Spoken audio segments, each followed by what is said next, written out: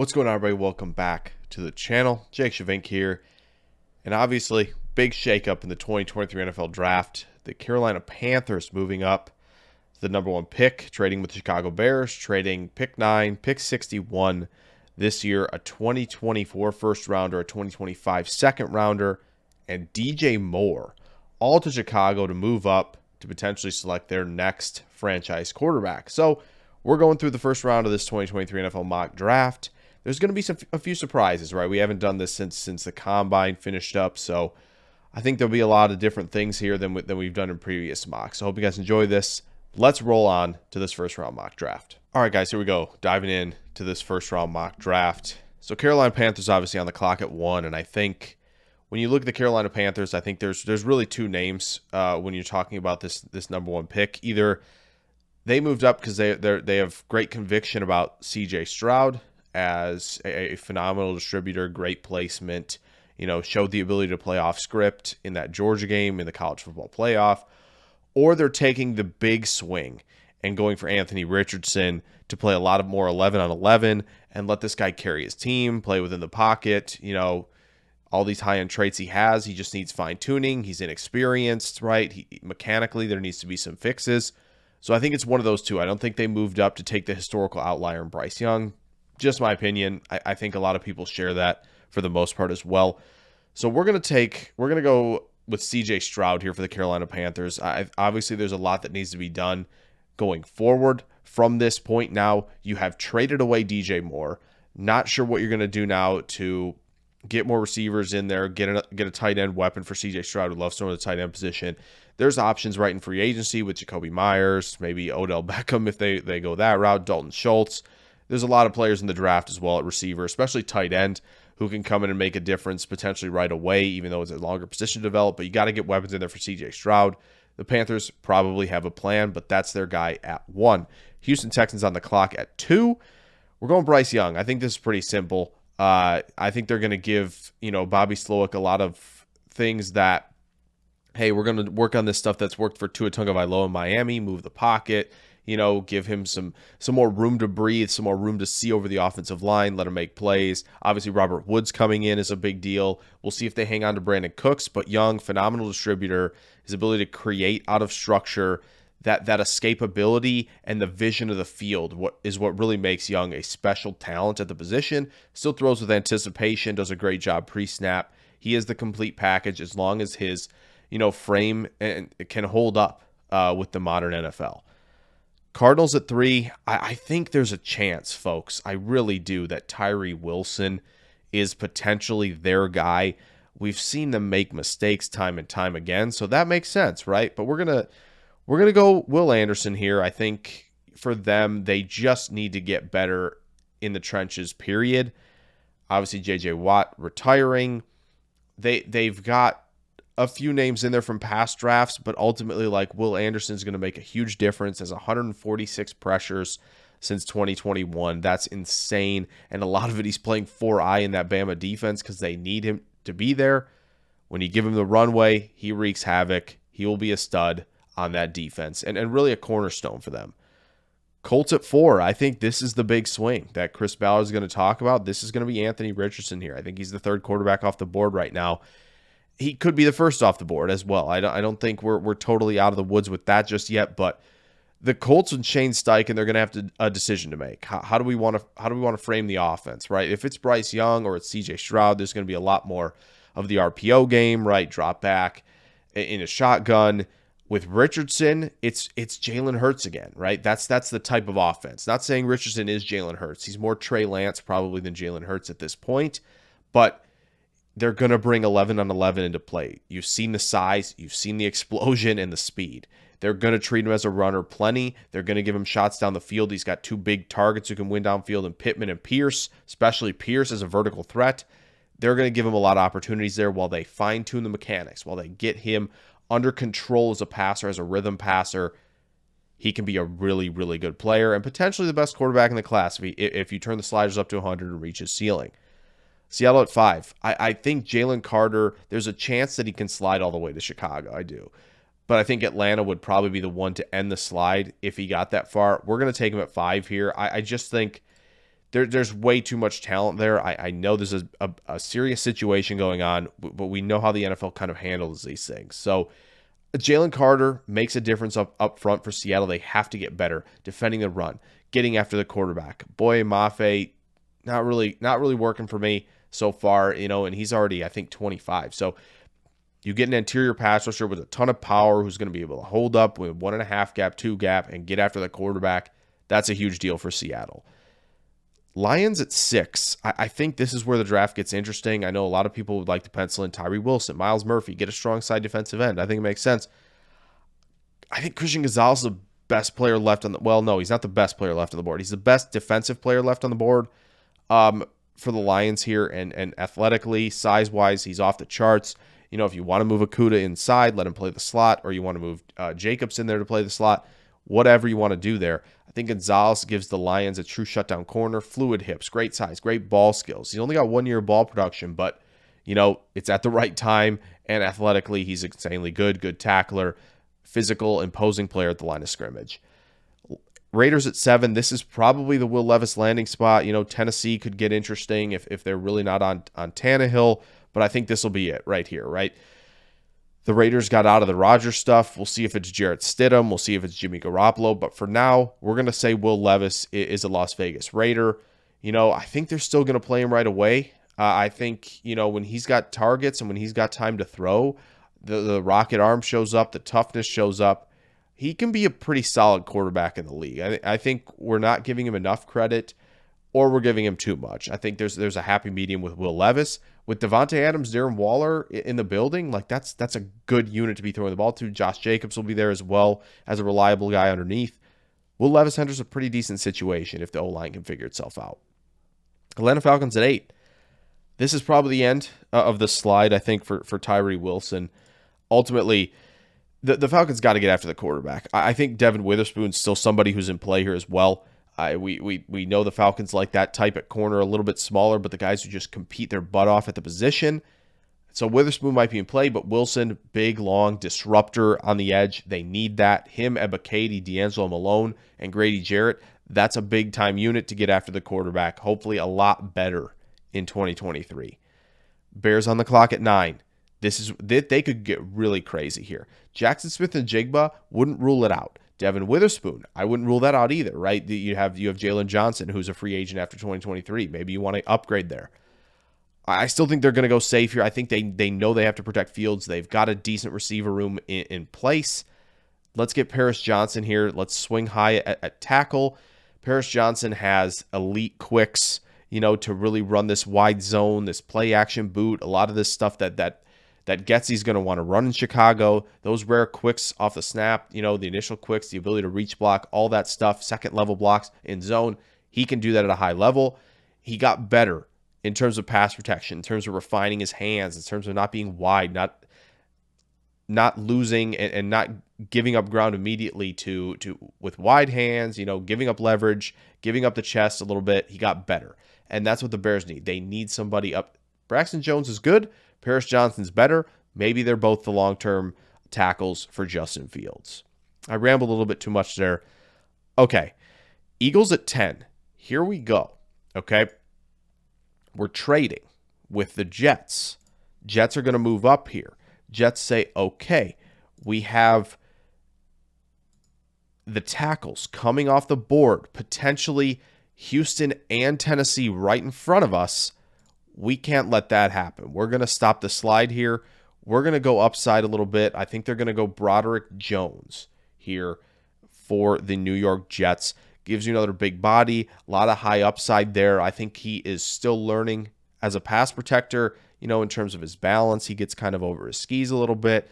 He'll get his shoulders out of whack. Like he's a little bit raw in terms of pass protection. Wide hands as well. He's often like trying to hug and hang on when he's in pass protection, but he can do so because he can overwhelm people. But dude is a ridiculously good space blocker. Dude's a great puller. He's physical as all get out. Just refine him a little bit as a pass protector. He could be the top tackle in the class. Tennessee at 11. The Derrick Henry situation is interesting. Does that bring Bijan Robinson into the equation at all? Maybe it does. But we're going to get the final tackle off the board here in Peter Skoronski. The Titans just need to get better on the offensive line. They can't keep swinging with these upside plays. They go Nicholas Petit-Frere, they get Dylan Radins, Isaiah Wilson. Just get the safe guy in Skoronski. Power, balance, great technique as a pass protector. Does a great job resetting his hands. He can stave off length because he's quick with his hands and he's got quick strikes and he varies it up. He's a good player, whether it be a tackle or guard. Tennessee needs a good player on the offensive line, period. That brings up Houston at 12. They're not in a great spot here. Obviously, maybe they wanted Skoronski. This could be Devin Witherspoon. Obviously, D'Amico Ryan's going to love to have a pairing like that in Witherspoon and Stingley. That would be nuts. I think they're going to, let's shift gears a little bit. Let's go Lucas Van Ness. I think he's going to go higher. He's probably a top 15 guy, all that athletic potential at 6'5", 272. Obviously, not a lot of sacks last year at Iowa. Played a lot of interior snaps. Maybe you move him around this defensive line. He has explosion and he's got power. He can convert speed to power, do that more consistently, build the rush repertoire, and you've got a potential real weapon along the edge in Houston. Start that build up for D'Amico Ryans. Philly, after moving back to 13, I think gets potentially their guy here. Darius Slay seeking a trade. James Bradbury, free agent. We got to get a guy here. Devin Witherspoon's the guy here. Competitive as all get out. Great route recognition. Good pedal technique. He can transition really quickly. Click and close downhill. Plays a lot of off-man and did it really well at Illinois. Phenomenal tackler. And he's going to be the guy that's chirping a lot. That's in your face, but he's going to be able to back it up because he plays physical, good ball skills, plays the catch point really well. Phenomenal corner. The Eagles need reinforcements on the back end. All right, another trade here that we're going to make here. Pittsburgh and New England. Pittsburgh, I feel like, doesn't often do this, but I think they want to get ahead of Washington here. And we're going to kind of explain why. Pittsburgh's going to get ahead of Washington, going to get ahead of Green Bay. New England doing their thing. We're moving back. That's not shocking one bit. Pittsburgh Steelers, they get their guy, Joey Porter Jr. I think Joey Porter Jr., Deonte Banks, feel like that's where they're going to go in the first round. Maybe they go defensive line. We'll see. But I think Porter, tough, physical, competitive player, really good athlete, tested well like most of the cornerback class did. Seems like a seamless fit. We had the story with Pickett, not even moving that far from Pitt to the Steelers. Now we got another story with Porter carrying on a legacy in Pittsburgh. Green Bay Packers at 15. This I think gets pretty easy for them. This is Myles Murphy, no doubt about it. Another guy who just didn't have the production on the edge for Clemson, but has the power, has the length, has the explosiveness. Packers like their edges big, set a strong edge. He can do that. Murphy and Gary and Enigbare, potentially the future for the Packers. Washington at 16. This will be the end of the fall for Deonte Banks. Tested out of his mind. Ran in the 4.3s. Tremendous athlete at the position. We knew that coming in. That's why he jumped into a lot of the first round mocks early. Great size for the position. Really good in press coverage. Good technique. I think he's really got the skill set to potentially be, third or fourth best corner in the class. That's why teams and mock drafters got out ahead of things with putting him in the first round because he's extremely talented when you watch the film. New England Patriots, after moving back, yeah, this is a weird situation, right? Obviously, they were at pick 14, saw the top 3 tackles go, saw the top 2 corners come off the board. They moved back.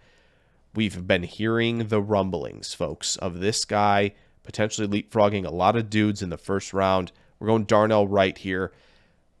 Let Trent Brown play left tackle. Let Darnell Wright play right tackle. If you need to upgrade tackle again, well, you've picked up a third rounder in this move back to potentially do it again. So Patriots can take a lot of swings at the position along the offensive line if they want to.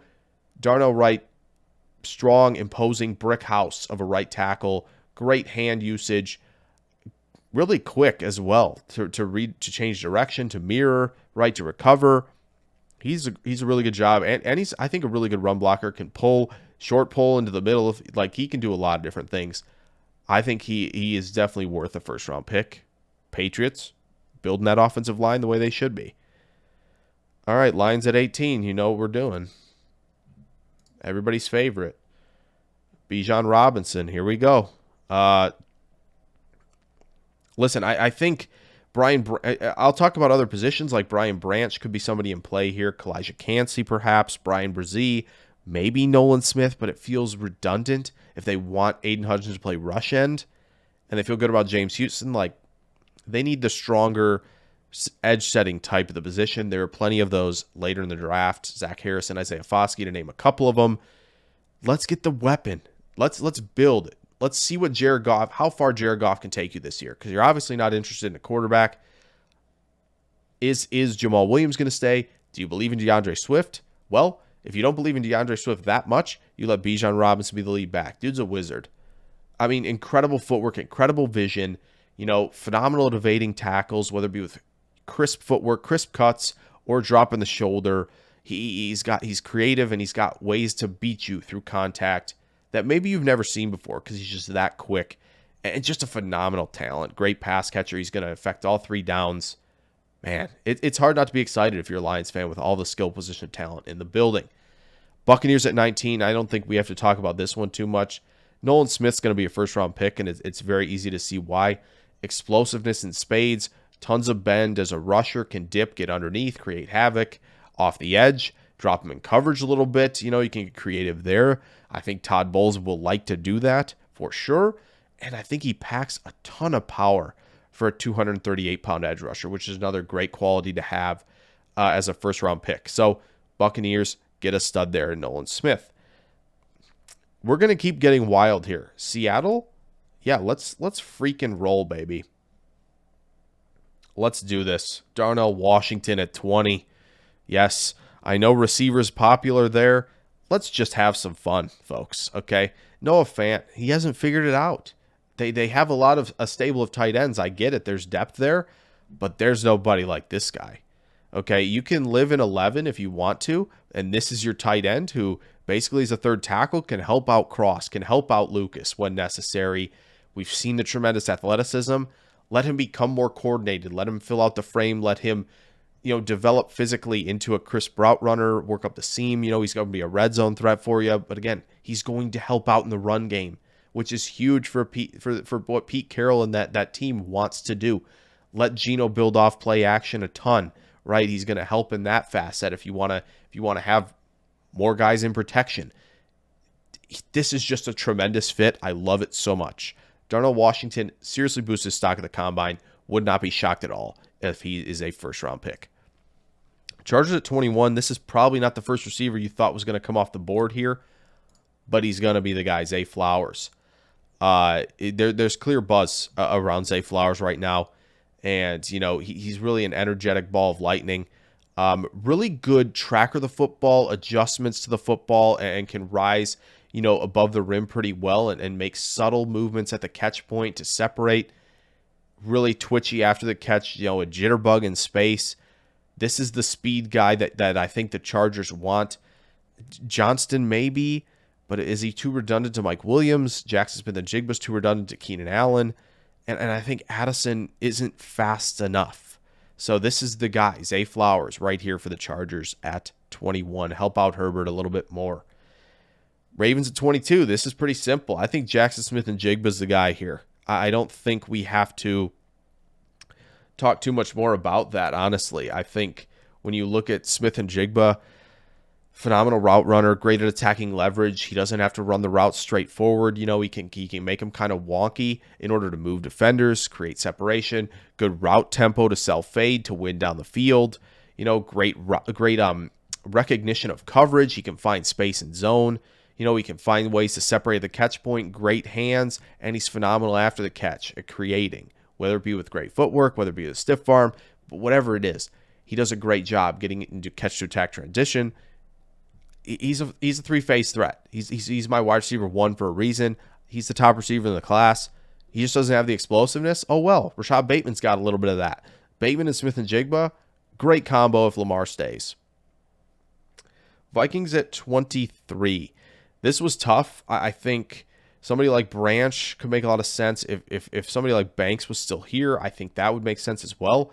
We're going to go Jordan Addison, get Justin Jefferson a running mate at the position. I think that makes all the sense in the world.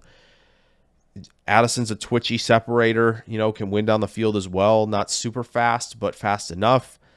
I think he uses speed to his advantage really well as a route runner, and he can create after the catch, be part of that quick passing game, do it all. Good hands as well to boot. Just a really strong wide receiver who I think as a wide receiver too, gonna pay dividends for you. Jacksonville at 24. Guys, I think this guy's going first round. I do. He's got too much size and too much speed. Keely Ringo here is going to be the pick for the Jaguars. Maybe not everybody's favorite pick in Jacksonville, but like you just can't teach what he does. Size and speed. Man, you're going to be able to hone in the technique. If you want to play him in press and let him turn and run, like he'll be able to do that. Does he open the gate a little bit too much? Sure. But he hustles his butt off. He's got great speed, and he's going to be a guy that's going to make receivers sweat at the catch point because he's got great size and he's got good ball skills. Speaking of size and some ball skills, New York Giants at 25. One of my favorites here, Quentin Johnston. They need a wide receiver 1. Quentin Johnston can be a wide receiver 1. I got a video up on him. You should check that out. Like there's things that he does extremely well post catch. Brian Daboll can get him in space and let him work after the catch, which is what he does really well early on. Let him hone in the usage of his long arms to work through contact through his stem and get off press at the line of scrimmage. I think he's got pretty twitchy release. He's got some good releases off the line and to get into his stem quickly. He's got to vary it up a little bit. Don't give him all the answers right away, right? And I think he can win down the field. Just needs to play better above the rim. Improve the hand technique as well. Catch away from the frame. He's going to be a stud. If he can figure all that out, the potential is sky high. Cowboys at 26. This one's probably going to be a little bit shocking as well. Mozzie Smith, defensive tackle 2 off the board here. The Cowboys have to get better defending the run. There is no secret about that. They've got pass rushers on the interior, and they've got guys like Parsons and Lawrence on the edge who are really good getting after the quarterback. You've got to have somebody to anchor and 2-gap, eat space. Mozzie Smith's going to do that. Tremendous athlete. We've seen that. If he unlocks a little bit more as a rusher, holy cow, is he going to be a problem? Because he can take on 2 defenders, and he's going to free up a lot of guys, free up the linebackers. This is exactly the player that Dallas needs at pick 26.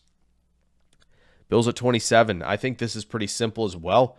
Offensive line could be in play. Brian Brzee still on the board. I'm leaning still Brian Branch here for them. Jordan Poyer probably gone. Micah Hyde's still there, but how do we feel about that? Not sure.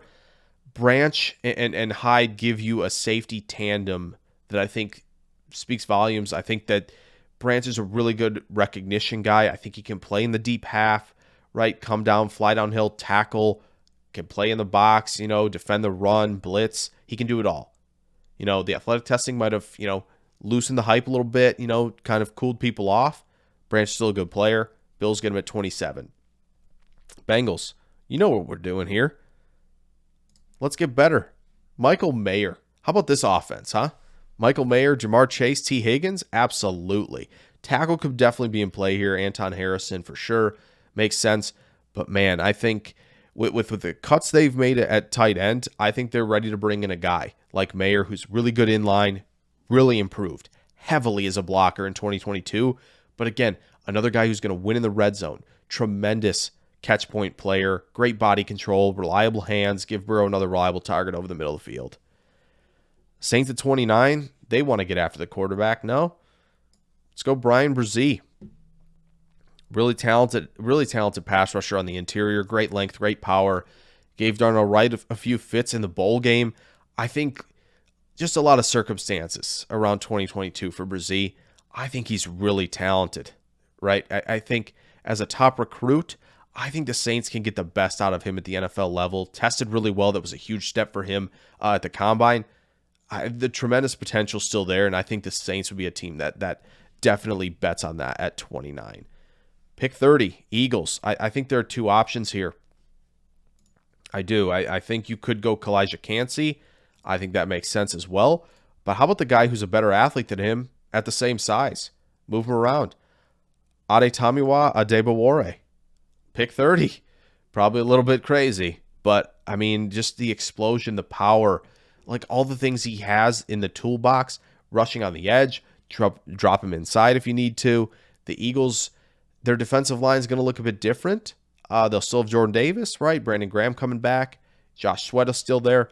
But a guy like on the interior, like Adebawore, who can get after quarterbacks, I think is a really strong fit here at the end of round 1. Man, Chiefs at 31. I think the smart play here. I don't think Kancey. The smart play is Anton Harrison. The fun play, Will McDonald, could be in play. The even more fun, Dalton Kincaid here at pick 31 for the Chiefs. Man, you got two receiving tight ends with a ton of potential running around in this. I mean, the Chiefs got into more 12, more 13. Let the tight ends be the focal point. Kelsey's getting up there a little bit. Get the next one in Kincaid. Rare quicks, great body control, great hands at the position. Let him find his way in zone and be a nightmare after the catch for some time. Get Dalton Kincaid right there.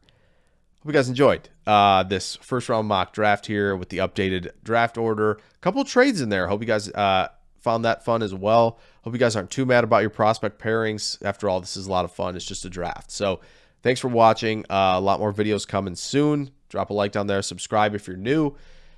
I will catch you guys very, very soon with plenty more videos. Farewell.